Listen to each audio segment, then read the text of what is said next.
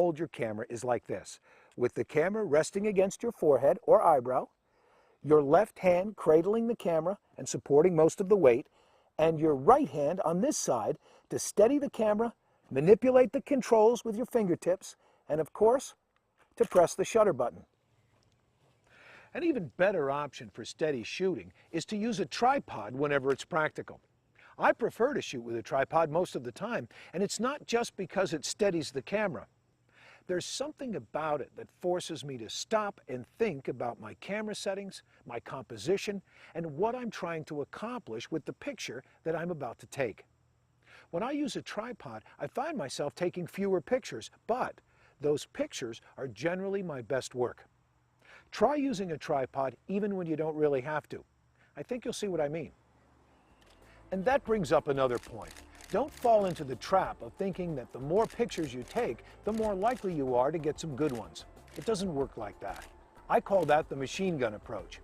Just because your camera can fire off several pictures a second and your memory card may be capable of storing 500 photos at a time, that doesn't mean that you're going to improve your odds of getting any good ones. Instead, I suggest that you approach your photography as if you are a highly skilled marksman with a limited amount of ammunition. Take your time, think about your shot, and instead of taking 500 mediocre snapshots, you're more likely to take some great pictures that you'll actually be proud of.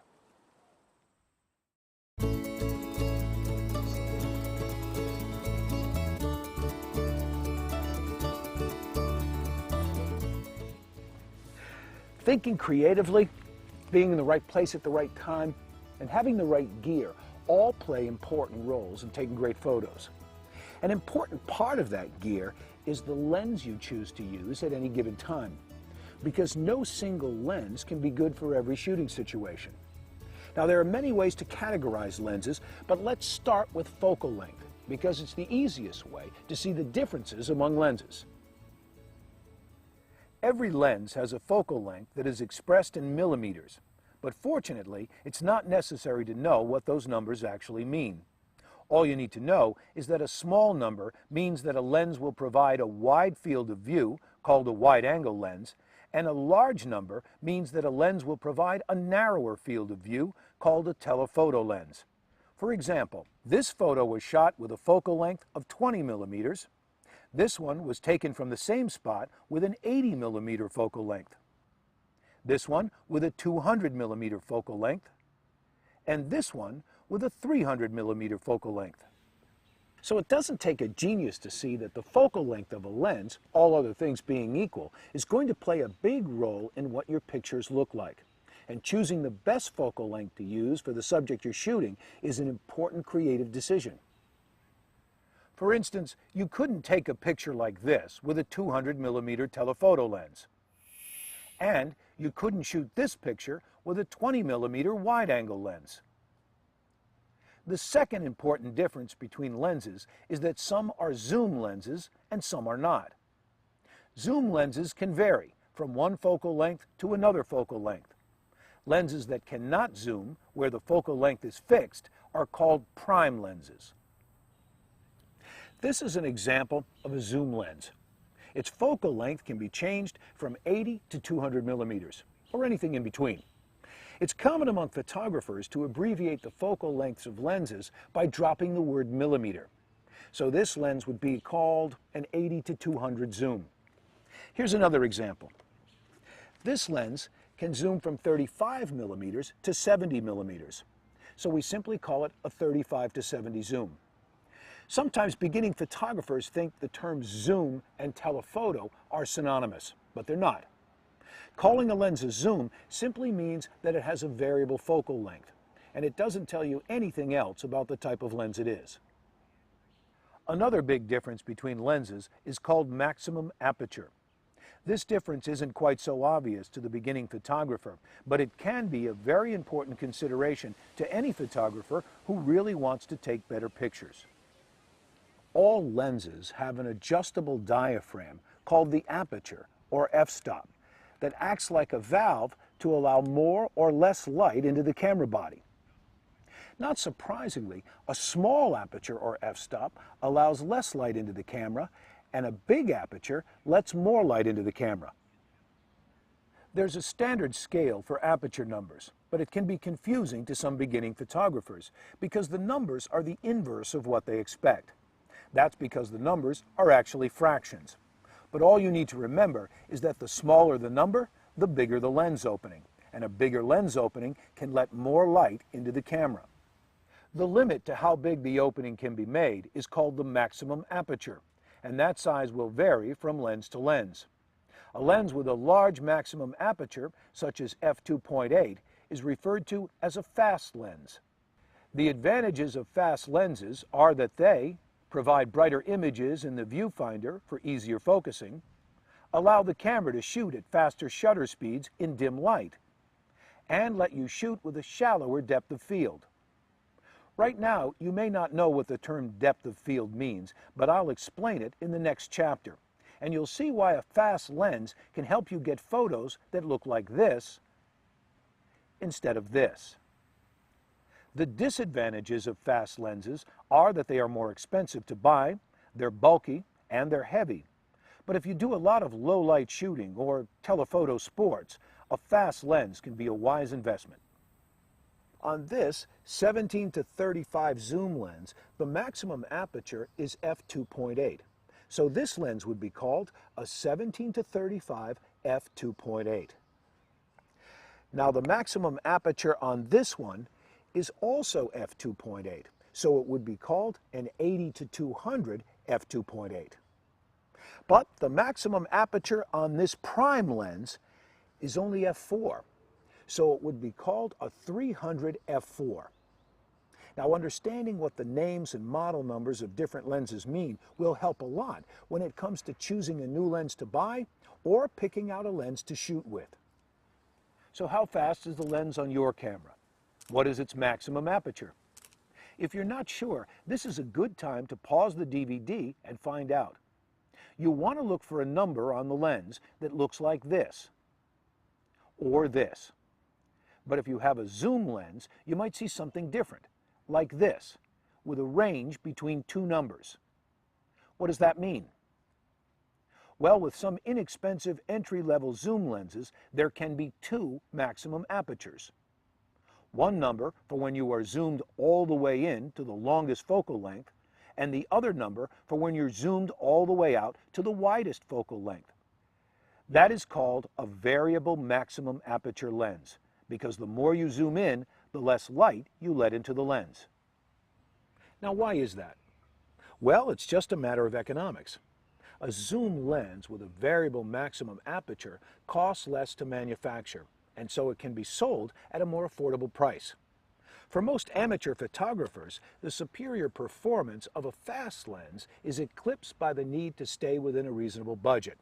And of course, the hassle of carrying around a big heavy lens if you don't really need to. In fact, when you get right down to it, most lens choices are ultimately about finding a compromise between cost, portability, and performance. Now notice that I never said that spending more money will guarantee that you'll take better pictures.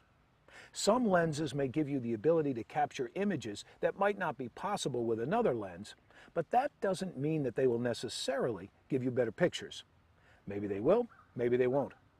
It depends not just on the lens, but also how you're using it. And unless you're shooting professionally, the small differences in performance between professional caliber lenses and budget lenses might not even be noticeable. That's important to keep in mind when you're shopping for a lens.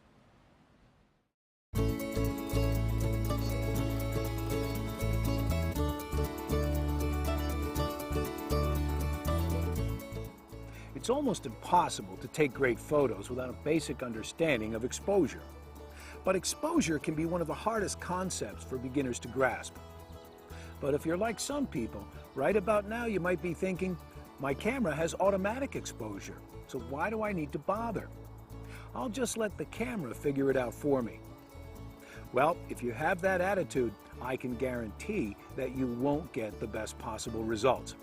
And learning to take great photos is what this DVD is all about. So, what is exposure anyway? Exposure refers to how much light is allowed into the camera when you take a picture. and also how sensitive the camera is to that light when it strikes the image sensor. A picture that is overexposed, meaning too much light came into the camera when the picture was taken, will look bright and washed out. A picture that is underexposed, meaning not enough light came into the camera when the picture was taken, will look too dark and murky. But a picture that is properly exposed will look like this.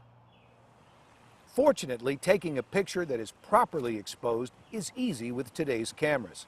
They all have built-in light meters and onboard computers that can automatically choose settings that will guarantee that your exposure won't look too light or too dark.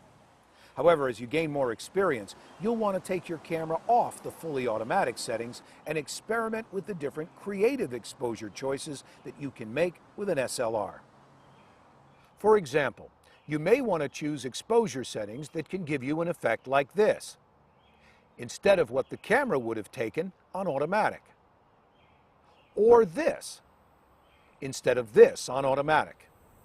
These are just two examples of how you can choose different exposure settings in order to get great photos that probably wouldn't happen if you just leave the camera on automatic mode.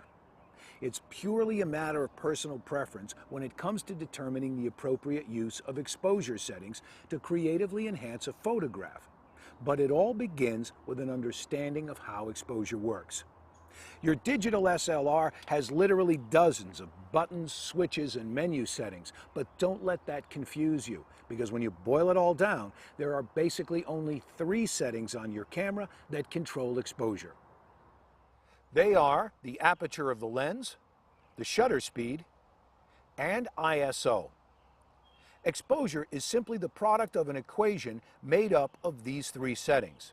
And if one of them is changed, then there has to be an opposite change to at least one of the other settings to keep the exposure in balance. As we've already seen, the aperture of the lens can be opened or closed to control the amount of light reaching the image sensor. Shutter speed is another way of controlling how much light comes into the camera by regulating the length of time that the shutter is held open when the picture is taken. And ISO is an adjustable setting for controlling how sensitive the camera is to light. Let's talk more about ISO for a second. ISO on a digital camera is the equivalent of film speed. Remember buying rolls of film at speeds of 100, 400, or 800? The higher the number, the better the film was for shooting in low light. Well, digital cameras have been calibrated to have equivalent ISO settings. Higher ISO numbers are better for low light situations, which sounds good at first, but it comes at a price, because your pictures won't look as good. When you use a higher ISO, you are electronically amplifying the signal that is being generated by the image sensor. And the more the signal is amplified, the lower the picture quality will be. On most SLRs, the lowest possible ISO setting is usually either 100 or 200. So for best results, I suggest that you put your ISO on the lowest setting and keep it there. We'll see in a few minutes how you'll know when it's necessary to increase the ISO. But as I said, most of the time you'll want to keep it on the lowest setting. It's not a setting that you should routinely change. So if we take ISO out of the equation, it's even easier to see how a change to aperture or shutter speed requires an equal and opposite change to the other setting. In fact, all of these combinations of aperture and shutter speed will